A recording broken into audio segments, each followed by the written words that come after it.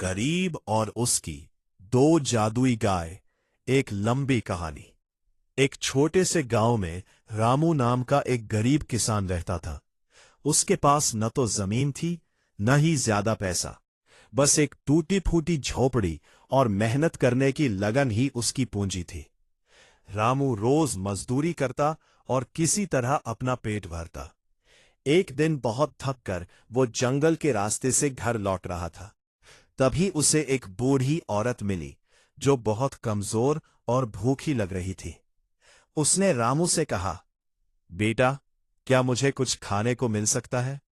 रामू खुद भूखा था, लेकिन उसका दिल बहुत बड़ा था। उसने अपनी बची हुई रोटी उस बूढ़ी औरत को दे दी। बूढ़ी औरत ने खुशी से रोटी खाई और मुस्कुराकर बोली, तुम बहुत दयालु हो, मैं तुम्हें एक इनाम दूंगी। ये कहकर उसने रामू को दो गायें दे दी। लेकिन ये कोई साधारण गाय नहीं थी। पहली गाय के बारे में उसने कहा, जब भी तुम इससे प्यार से कहोगे, दूध दो, ये स्वादिष्ट दूध देगी जो कभी खत्म नहीं होगा।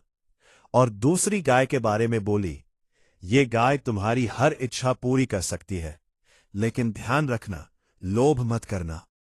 रामू बहुत खुश हुआ और दोनों गायों को लेकर घर चला गया। अगले दिन उसने पहली गाय से कहा, गाय माता, दूध दो। तुरंत गाय ने इतना सारा दूध दिया कि रामू का घर भर गया। उसने दूध बेचकर पैसे कमाने शुरू कर दिए। फिर उसने दूसरी गाय से कहा, मुझे थोड़ा अनाज चाहिए। उसके सामने ढेर सारा अनाज प्रकट कर दिया। कुछ ही दिनों में रामू की गरीबी दूर हो गई। अब वह अच्छे कपड़े पहनने लगा, अच्छा खाना खाने लगा और गांव के गरीब लोगों की भी मदद करने लगा। लेकिन गांव में एक लालची जमींदार रहता था, जिसका नाम था हरीराम।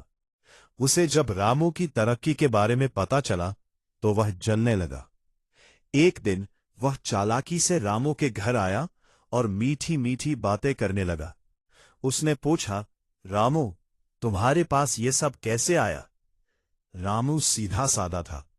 उसने सच्चाई बता दी। हरीराम के मन में लालच आ गया। उसने रात में चुपके से दोनों गायें चुरा ली और अपने घर ले गया।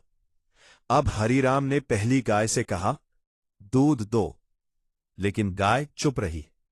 फिर उसने गुस्से में कहा, जल्दी दूध दो।